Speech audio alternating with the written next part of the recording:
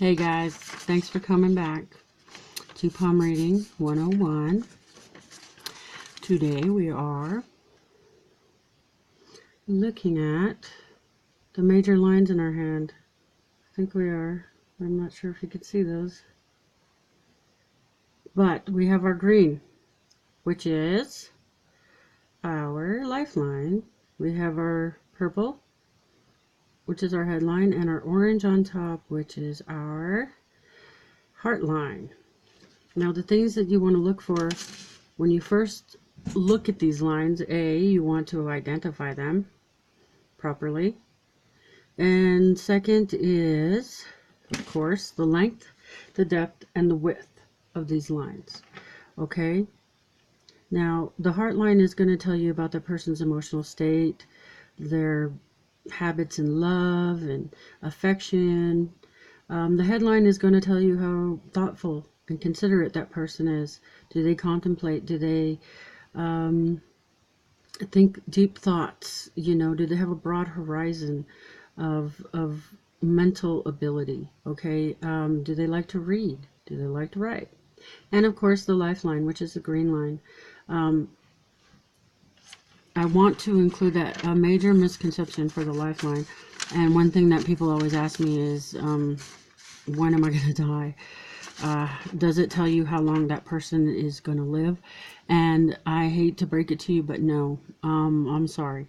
Not that specific line. The lifeline that you are looking at, when you look at this line, is basically the quality of that person's life based on decisions that they make, and or the variations in those lines that are going to be considered external environmental and negative influences that would affect their decisions or their life path.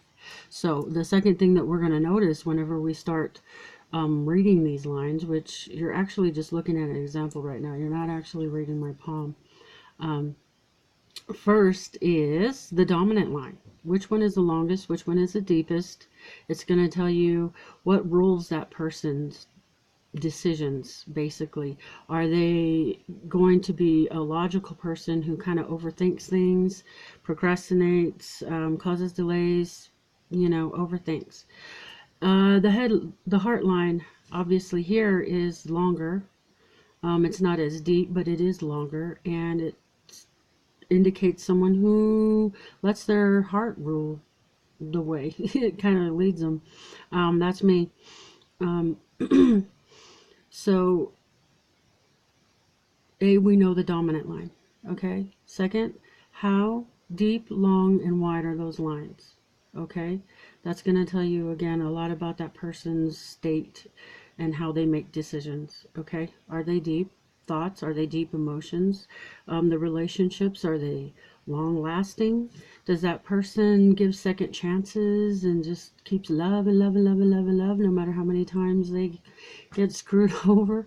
Or is it the opposite and they've been burned a few times and they kind of shy away, which is often the case also, unfortunately, with a lot of people. So you know the dominant line. You know how to identify the lines. The next lesson is going to be how to read between the lines, because it is in fact the variations that are determining factors. Okay. First, I'm sorry about my computer being messed up, but first we have the directions in which to read the lines, because everything has a beginning. Look at the lifeline and the arrows. This is the progression of their life, cause and effect. So you need to know where the lines begin and how they progress. And this is the diagram that shows you these three major lines and where to begin reading them. For example, in the lifeline, you will have a lot of variations in this area here where it begins, because this is a person's early childhood, early life, where they don't have a lot of options to make changes or decisions for themselves. So you will see a lot of variations there, including crossroads, which is movement and change, frequent change. Some people don't, some people do. Other variations in these lines that we're going to look for, called reading between the lines, are tassels.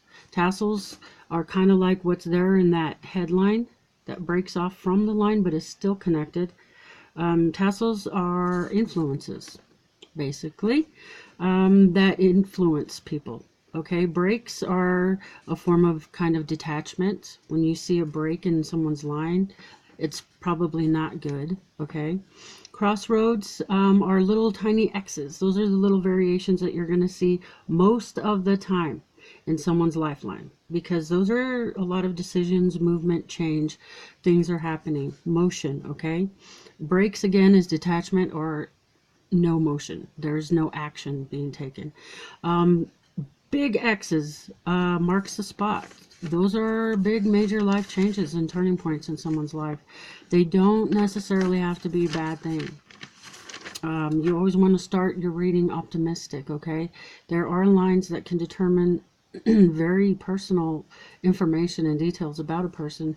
I personally don't do those kind of readings because sometimes when you dive too deep, you don't always like what you find when you get there, when you see. So I try to be careful. It's all about encouragement, enlightenment, and inspiration.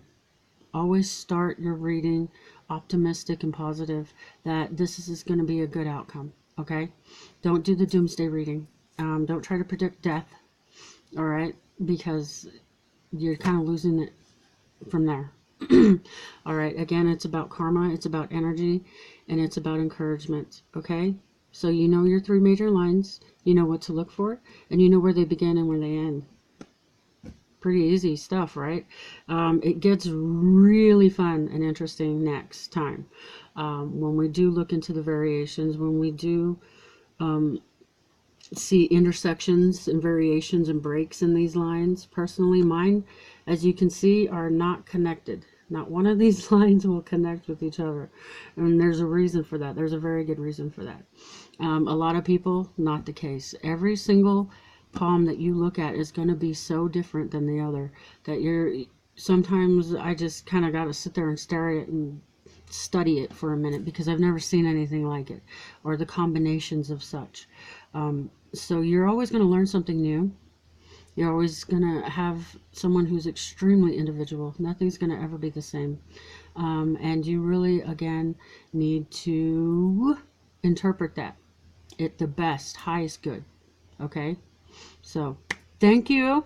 Shalom. And come again. Much love to you, my friends. We'll see you next time, yes? All right.